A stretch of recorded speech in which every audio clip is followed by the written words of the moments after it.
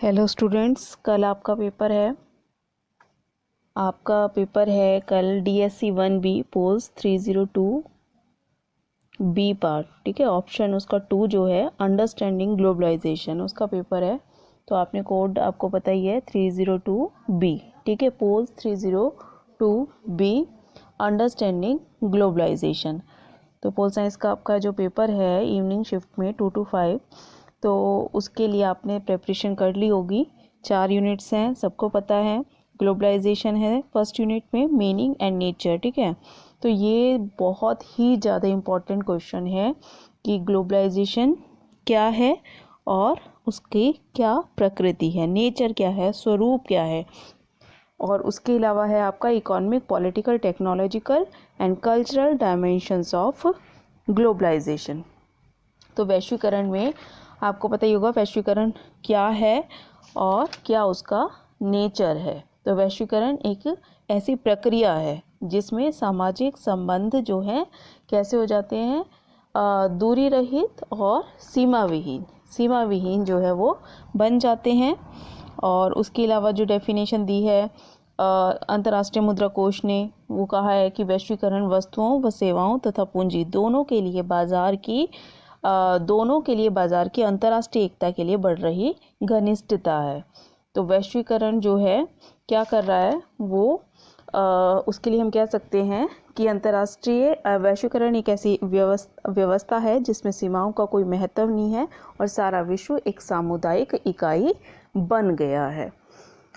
मतलब जो कंट्रीज़ हैं वो आपस में पास में आ गई हैं, जो आर्थिक रूप से, राजनीतिक रूप से, सांस्कृतिक रूप से इतनी ज़्यादा जो है जुड़ गई हैं कि एक जो व्यक्ति है वो किसी और कंट्री में इजीली क्या कर सकता है, आ जा सकता है, ठीक है।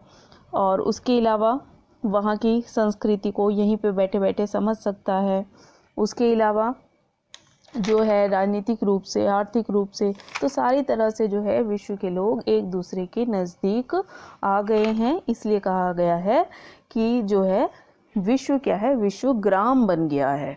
जैसे गांव के लोग आपस में मिलजुल के रहते हैं या उनको एक दूसरे के बारे में सब कुछ पता होता है, तो इसी तरह कंट्रीज़ के बारे में भी है कि एक जगह पे बैठे बैठे हमें क्या है दूसरी की जानकारी हमें मिल रही है। एक जगह का सामान इजीली दूसरी कंट्री में जा पा रहा है, दूसरी कंट्री का यहाँ पे आ पा रहा है। तो ये क्या सब है, ये किसकी वजह से है? वैश्वीकरण की वजह से, ग्लोबलाइजेशन की वजह से, वैश्वीकरण की वजह से, ठीक है। तो उसके बाद आपका नेचर है कि नेचर ऑफ ग्लोबलाइजेशन क्या है, क्या उसकी प्रकृति है। तो वही सारे पॉइंट्स आगे, सीमा रहित विश्व हो गया है, वर्ल्ड विदाउट बाउंड्रीज, राष्ट्र राज्य का अंत हो गया है, end of the nation state, स्थान का चयन इच्छानुसार, डिस्क्रिशन ऑफ लोकेशन, इवोल्यूशनरी, इसका विकासवादी स्वरूप है कि पहले क्या होता था अब क्या है। तो थोड़ा थोड़ा जो है इसके उसमें चेंज आ गया है, प्रक्रिया जो है इसकी विकासवादी है।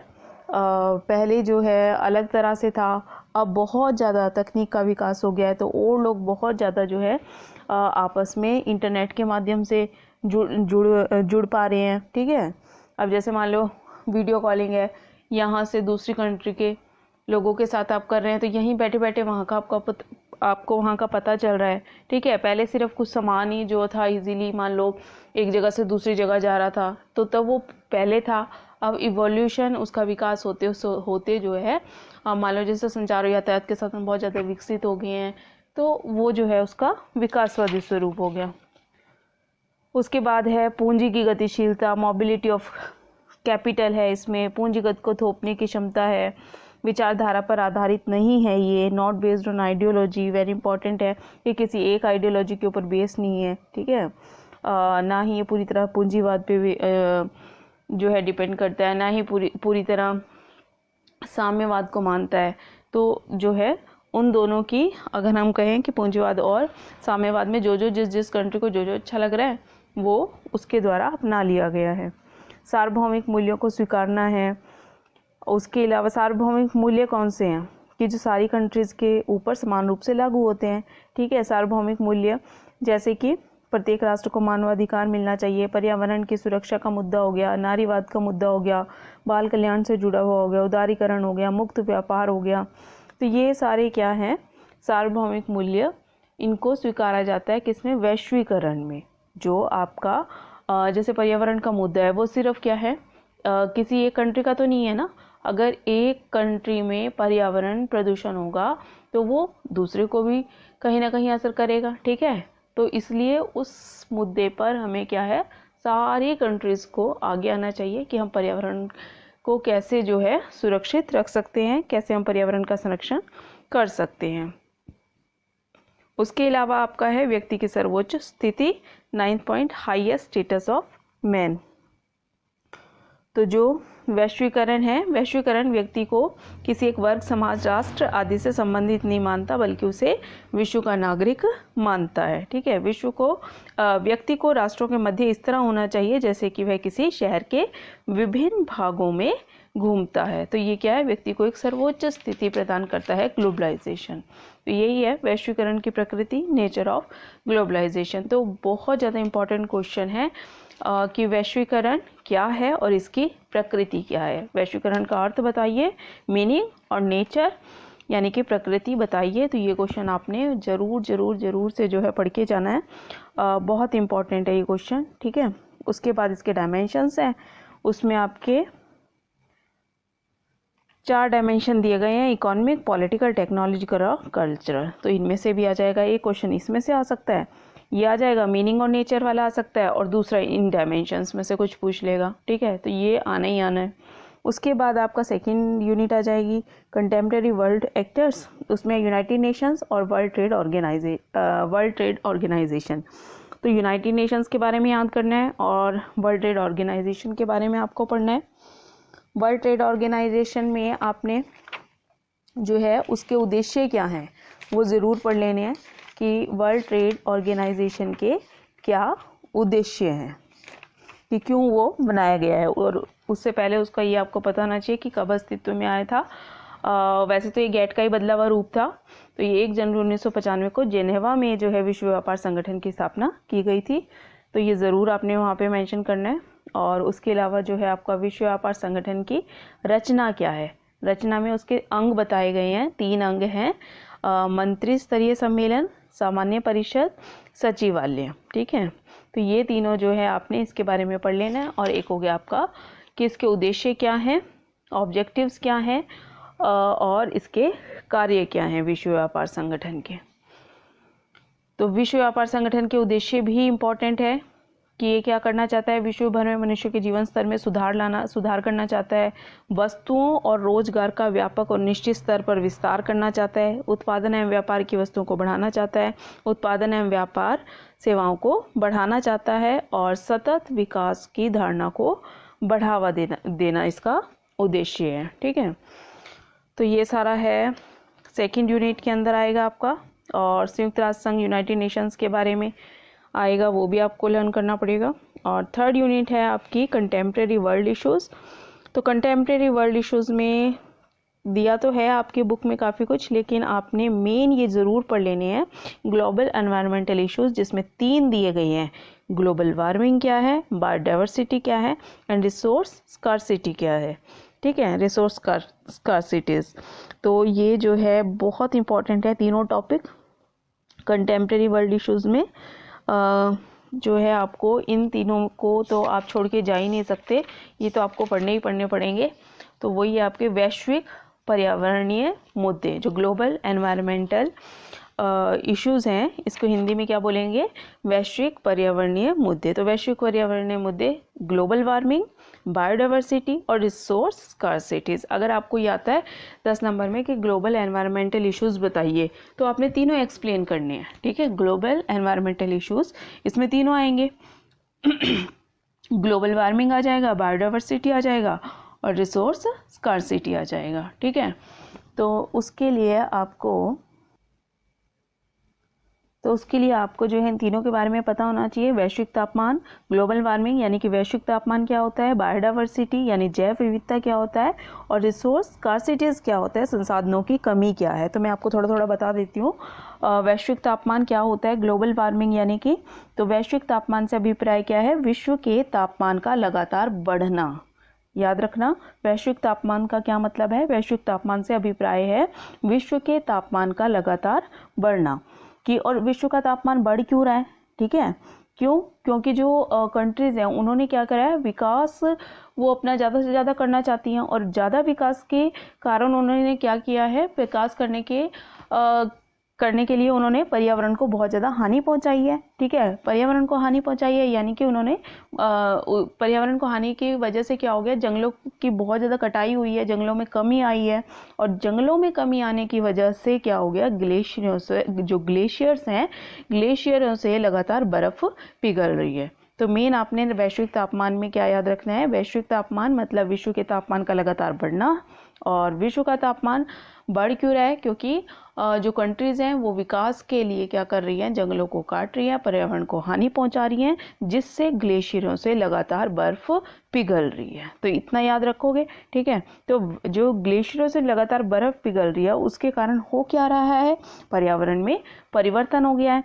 क्या क्या परिवर्तन हो गया है? वैश्विक तापमान से ग्लेशियरों का तापमान बढ़ने से बर्फ पिघलनी शुरू हो गई है, जिससे समुद्र तटीय कुछ देशों के जलमग्न होने का खतरा पैदा हो गया। अब जब बर्फ इतनी ज़्यादा पिघलने स्टार्ट हो जाएगी ग्लेशियर से, तो क्या होगा, समुद्री तट जो है, जो समुद्र के आसपास के जो है देश हैं वो क्या हो जाएंगे, जलमग्न हो सकते हैं। ठीक है, और क्या हो सकता है, वैश्विक तापमान से वातावरण का तापमान लगातार बढ़ रहा है, जिससे कई प्रकार की स्वास्थ्य संबंधी समस्याएं जो है पैदा हो रही हैं। उसके अलावा वैश्विक तापमान के कारण वर्षा की पद्धति में बदलाव होने लगा है, कभी सूखा पड़ रहा, कभी बाढ़ आ रही, कभी तेज वर्षा हो रही। ठीक है, तो ये सारे जो है चेंजेस हमें देखने को उसमें मिल रहे हैं। उसके अलावा वैश्विक तापमान के कारण पृथ्वी का तापमान लगातार बढ़ रहा है, और जो सागरों का पानी है वो गर्म होकर अधिक जो है अम्लीय हो रहा है। तो ये सारे जो है वैश्विक तापमान के कारण जो है ऐसे ऐसे चेंजेस उसमें आ रहे हैं। ठीक है, तो ये है आपका ग्लोबल वार्मिंग, वैश्विक तापमान, वर्ड से ही पता चल रहा विश्व के तापमान का लगातार बढ़ना। ठीक है, और मेन आपको इसमें मैंने बता ही दिया कि जंगलों में जो है कमी आई है, पर्यावरण को क्षति जो है अपने विकास के कारण जो है कंट्रीज़ ने क्या कर दिया है, उसको हानि पहुंचाई है, जिससे ग्लेशियरों से लगातार बर्फ़ पिघल रही है। ठीक है, तो ग्लेशियर से लगातार बर्फ़ पिघलने के कारण वैश्विक तापमान बढ़ रहा है। सेकेंड है आपका जैव विविधता। तो बायोडाइवर्सिटी होती क्या है ये आपको पता होनी चाहिए। ठीक है, तो जैव विविधता का मतलब है वनस्पति तथा पशु पक्षियों एवं जीव जंतुओं की विविधता जो है मानव जीवन के अस्तित्व के लिए आवश्यक है। जैव विविधता कि अगर हमें जो है मानव का अस्तित्व यानी जो मनुष्य है अगर उसका अस्तित्व बनाए रखना है तो क्या है, वनस्पति, जो अलग अलग वनस्पति पाई जाती है, पशु पक्षी पाए जाते हैं, जीव जंतु पाए जाते हैं, तो उनकी विविधता बनी रहनी चाहिए। अलग अलग तरह के पशु पक्षी भी ज़रूरी हैं, वनस्पति भी ज़रूरी है और पशु पक्षी भी ज़रूरी है। ठीक है, तो वो कह रहे हैं कि प्राकृतिक संसाधनों के अत्यधिक दोहन से तथा लगातार बढ़ रहे वैश्विक तापमान से, वैश्विक तापमान अभी ऊपर बताया मैंने आपको क्या है, ग्लोबल वार्मिंग। ठीक है, तो प्राकृतिक संसाधनों के अत्यधिक दोहन से और लगातार बढ़ रहे वैश्विक तापमान से जैव विविधता पर नकारात्मक प्रभाव पड़ा है। इसके कारण कई प्रकार की वनस्पतियां एवं जीव जंतु समाप्त हो चुके हैं और कई समाप्त होने की कगार पर पहुंच गए हैं। इसलिए क्या करना चाहिए, इनका संरक्षण और इनके रख रखाव की हमें बहुत ज़्यादा ज़रूरत है। ठीक है, तो इसके लिए बहुत सारे देश जो हैं अंतर्राष्ट्रीय और क्षेत्रीय संगठनों के प्रयास करने की आवश्यकता है, ताकि क्या कर सके हम इस तरह के जो जैव विविधता है उसको बनाए रख सकें। ठीक है, जैव विविधता को हमें बनाए रखना है ताकि क्या कर सके, हम जो है मनुष्य का अस्तित्व बना रहे। तो उसके लिए जो है संयुक्त राष्ट्र ने भी क्या किया था, संयुक्त राष्ट्र संघ ने सन 1992 में जैव विविधता पर संयुक्त राष्ट्र कन्वेंशन को लागू किया, जिसमें उस समय कितने 180 के लगभग देश शामिल हुए थे। और इस कन्वेंशन का मुख्य उद्देश्य क्या था, अलग अलग प्रकार की प्रजाति के जीव जंतुओं, पशुओं और वनस्पति जीवन की सुरक्षा एवं उनका संरक्षण करना। ठीक है, क्योंकि आपको अभी मैंने बताया कि जैव विविधता क्या है, वनस्पति, पशु पक्षी और जीव जंतुओं की विविधता। कि ये सब जो है मानव के जीवन के अस्तित्व के लिए अनिवार्य है। अगर मानव का जीवन बनाए रखना है तो पर्यावरण में क्या है, हमें वनस्पति भी चाहिए, पशु पक्षी भी चाहिए, जीव जंतु भी चाहिए अलग अलग तरह के, ठीक है।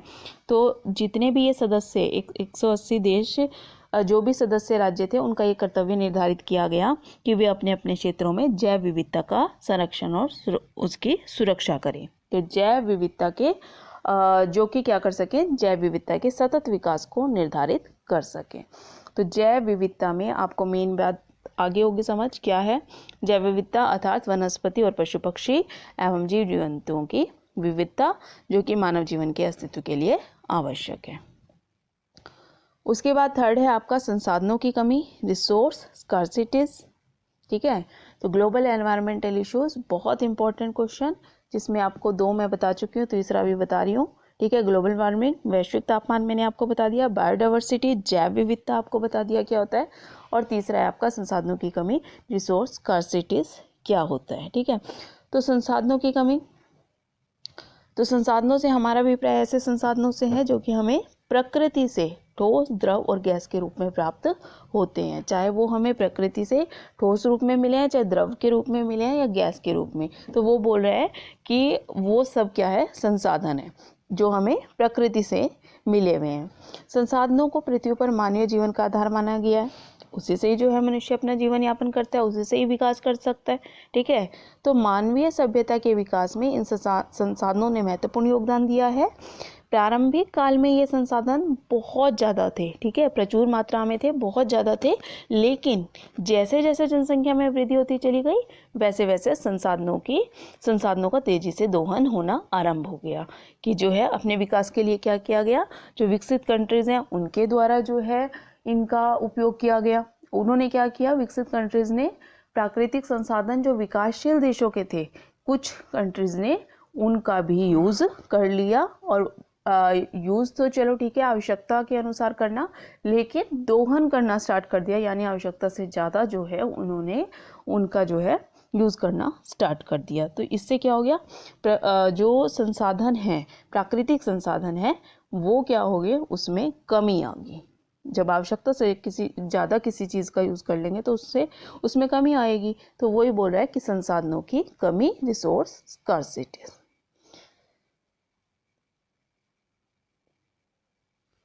तो संसाधनों की जब कमी होगी तो उससे समस्याएं भी होंगी कुछ। तो क्या समस्याएं हुई उससे, संसाधनों की कमी से वैश्विक तापमान बढ़ गया, संसाधनों की कमी से जीव जंतुओं के जीवन पर खतरा भी मंडरा रहा है, संसाधनों की कमी से पेट्रो पदार्थों में कमी आ रही है, संसाधनों की कमी से जल स्तर में कमी आ रही है, संसाधनों की कमी से खाद्य पदार्थों की कमी पैदा हो गई है, संसाधनों की कमी से हर तरह के प्रदूषण में भी वृद्धि हो रही है।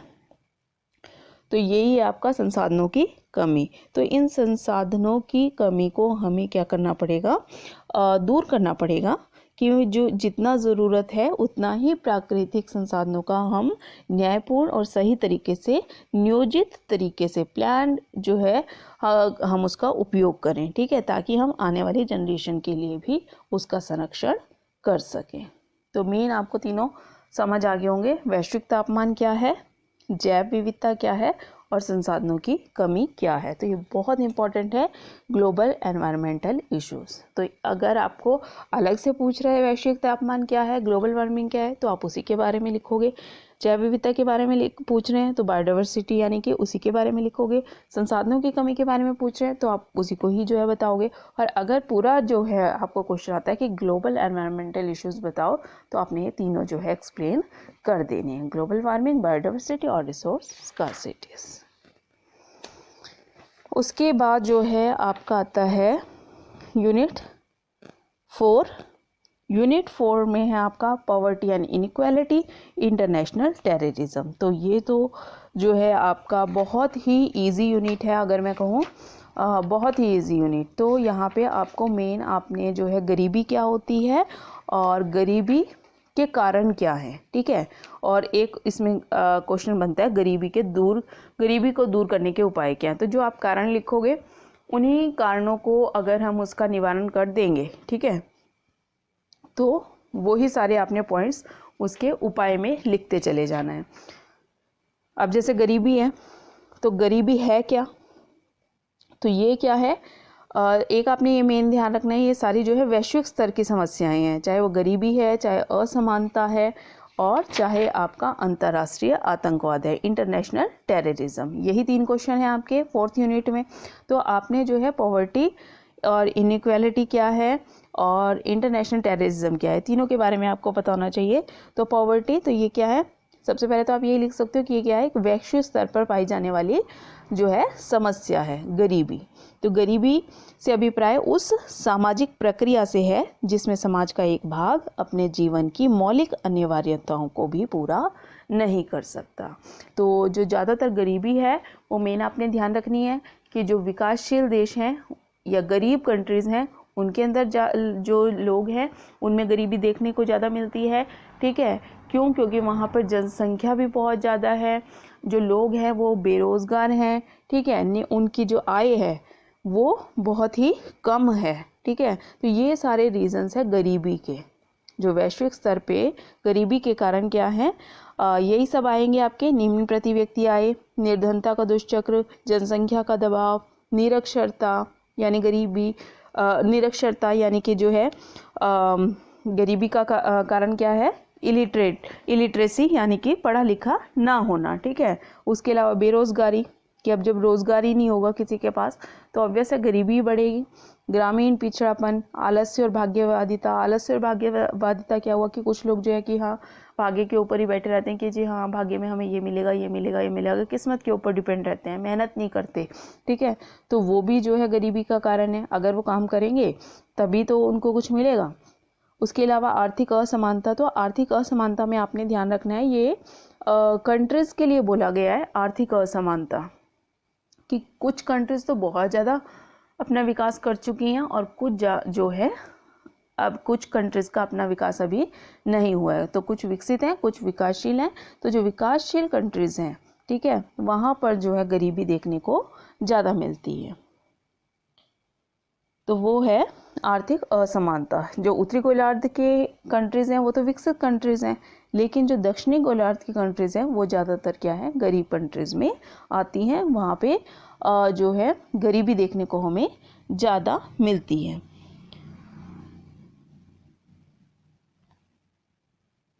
उसके बाद और क्या लिख सकते हो गरीबी के कारण में, बहुत मेन पॉइंट है, विकसित देशों द्वारा विकासशील देशों के संसाधनों का दोहन करना।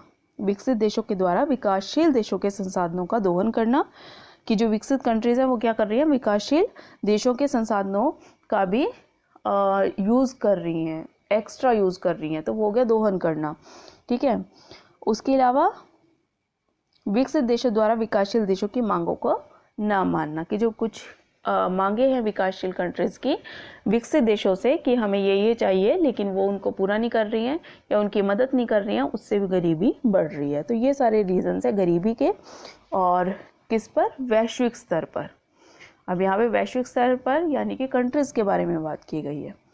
तो गरीबी को दूर करने के उपाय क्या हैं, वही कि अगर प्रति व्यक्ति आय बढ़ जाए, जनसंख्या के दबाव को अगर नियंत्रित कर लिया जाए। ठीक है, जिस भी देश में, विश्व में जिस भी देश में गरीबी है वहाँ पे अगर जनसंख्या को नियंत्रित कर लिया जाए तो क्या हो सकता है, गरीबी में कमी आ सकती है।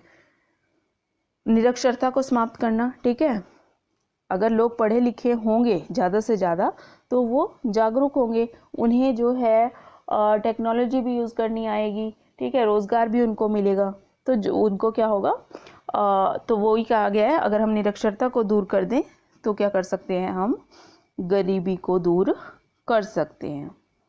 उसके बाद आपका है रोज़गार प्रदान करना, टू प्रोवाइड एम्प्लॉयमेंट, कि हर एक कंट्रीज़ को ये चाहिए कि वो अपने, हर एक कंट्री को क्या चाहिए कि वो अपने देश के लोगों को रोज़गार प्रदान करे। ठीक है, ग्रामीण पिछड़ेपन को दूर किया जाए, आर्थिक असमानता को समाप्त किया जाए, जो विकसित और विकासशील कंट्रीज़ के बीच की खाई है, गरीबी और अमीरी के अंतर जो है उसको हमें कम करना चाहिए।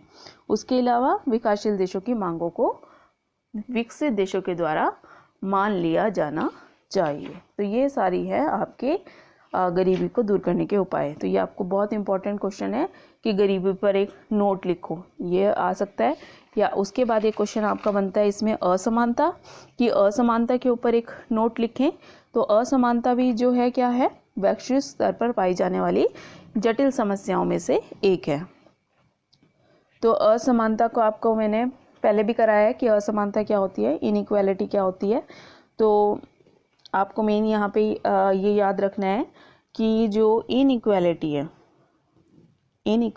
है उसको हम कैसे दूर कर सकते हैं, कि सबको जो है अगर समान अवसर मिल जाए। ठीक है, तो ये लॉस्की की स्टेटमेंट आपने वहाँ मेंशन कर देनी है कि जो भी अधिकार दूसरे व्यक्ति को नागरिक होने के नाते प्राप्त हुए हैं वे अधिकार मुझे भी उसी सीमा तक प्राप्त होने चाहिए।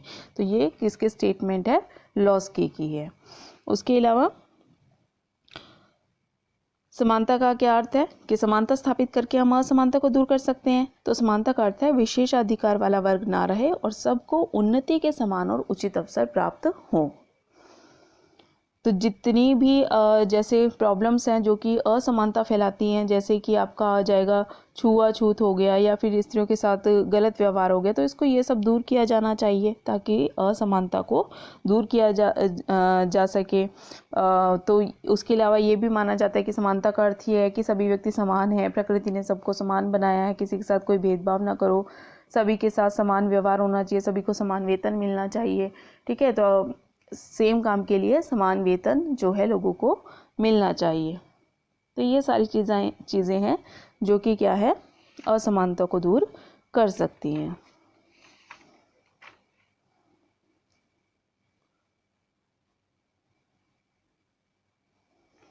उसके बाद आपका आता है लास्ट टॉपिक, इंटरनेशनल टेररिज्म, अंतर्राष्ट्रीय आतंकवाद। तो अंतर्राष्ट्रीय आतंकवाद बहुत इम्पॉर्टेंट है ये भी।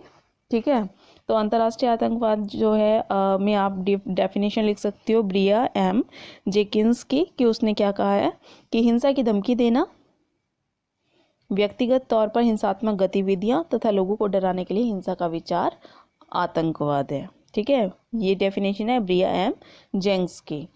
तो उसके अलावा जो इसका शाब्दिक अर्थ है वो क्या है, वो भी आप इसमें लिख सकते हो।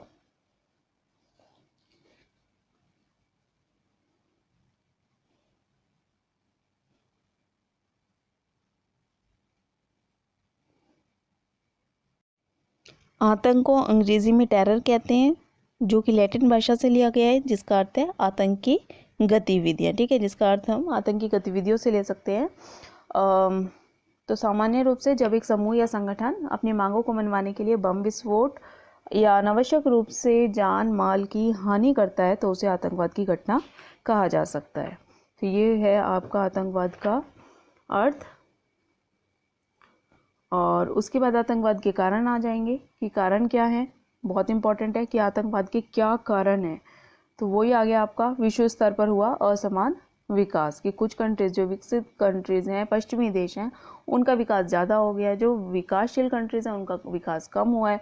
तो उस वजह से कई बार जो है जो विकासशील देशों के कुछ वर्ग हैं उनमें ऐसी भावनाएं जो है पैदा हो जाती हैं कि विकसित कंट्रीज के द्वारा उनका शोषण किया जा रहा है। तो कई बार वो भी जो है आतंक का कारण बन जाता है। कट्टरवादता में वृद्धि हो गई है, धर्म का जो है कट्टरवादता हमें बहुत ज़्यादा देखने को मिलती है, तो उसके कारण भी जो है हिंसक गतिविधियां कई बार फैलाई जाती हैं।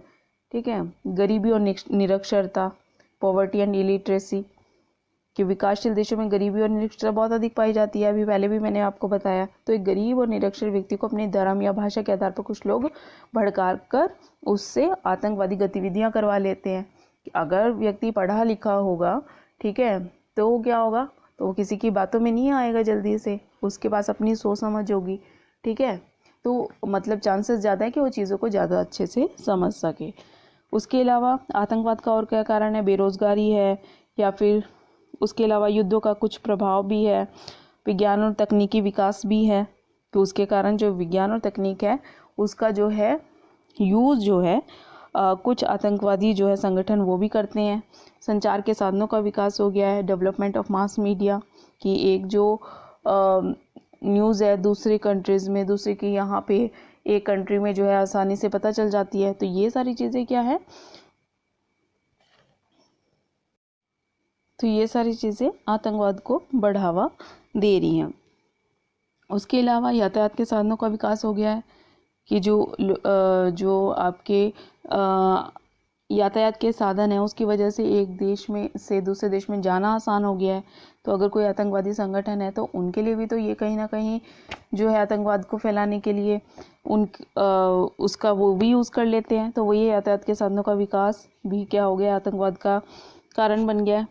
उसके अलावा कुछ देशों द्वारा आतंकवाद को बढ़ावा भी दिया जा रहा है। तो वो क्या करते हैं, आतंकवादियों को प्रशिक्षित करते हैं। ठीक है, तो उसकी वजह से भी आतंकवाद ज़्यादा फैल रहा है। तो वही है, ये सब रीज़न है आपके आतंकवाद के। तो इसमें मेन आपको याद रखना है गरीबी और निरक्षरता, बेरोजगारी, और उसके अलावा जो है विश्व स्तर पर हुआ असमान विकास। तो ये सारे मेन रीज़न है आतंकवाद के।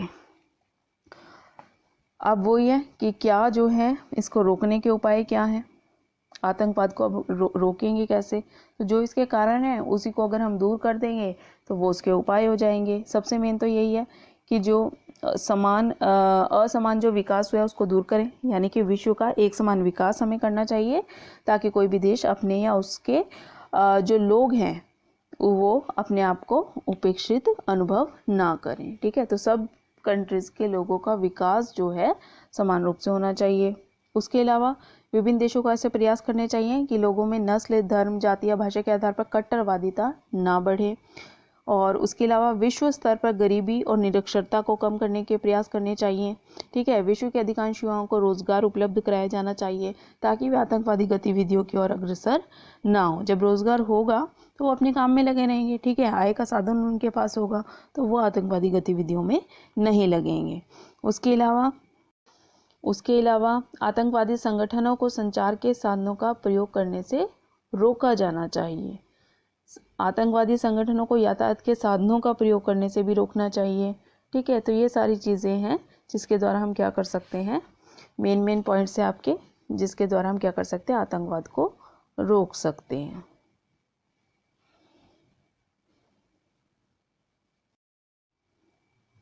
तो ये आपका पूरा सिलेबस है। ठीक है, 4 यूनिट्स हैं, चारों मैंने आपको समझा दी दोबारा से एक बार। और मेन आपको ये पता होना चाहिए वैश्वीकरण होता क्या है, क्या उसका अर्थ है, क्या उसकी प्रकृति है, चारों उसके डायमेंशन, और फिर जो है आपका World Trade Organisation, United Nations क्या है इनके बारे में, और कंटेम्प्रेरी वर्ल्ड इश्यूज़ मैंने आपको बता दिए। ग्लोबल एनवायरमेंटल इश्यूज़ कौन कौन से हैं, मेन ग्लोबल वार्मिंग, बायोडाइवर्सिटी और रिसोर्स स्कार्सिटी। ठीक है, और उसके बाद आपका आ गया पॉवर्टी एंड इनइक्वालिटी और इंटरनेशनल टेररिज्म। तो इंटरनेशनल टेररिज्म भी बता दिया आपको क्या होता है, पॉवर्टी क्या है, गरीबी क्या है, और इनइक्वालिटी यानी असमानता क्या है। ठीक है, ग्लोबल एनवायरमेंटल इश्यूज़ भी मैंने आपको अच्छी तरह समझा दिए। तो आप ये ज़रूर कर लेना कि ग्लोबल एनवायरमेंटल इश्यूज़ में ये तीनों जो हैं, वैश्विक तापमान, ग्लोबल वार्मिंग, वैश्विक तापमान, बायोडाइवर्सिटी, जैव विविधता, और रिसोर्स स्कार्सिटीज, संसाधनों की कमी क्या है। ठीक है, तो चारों जो है यूनिट्स आपने अच्छे से कर लेनी है। 2 मार्क्स में आपके जो है चारों यूनिट्स से कवर होना है। ठीक है, और उसके अलावा जो है 5 क्वेश्चन आपको करने होंगे 4-4 नंबर वाले, वो भी आपकी चारों यूनिट्स से आएंगी।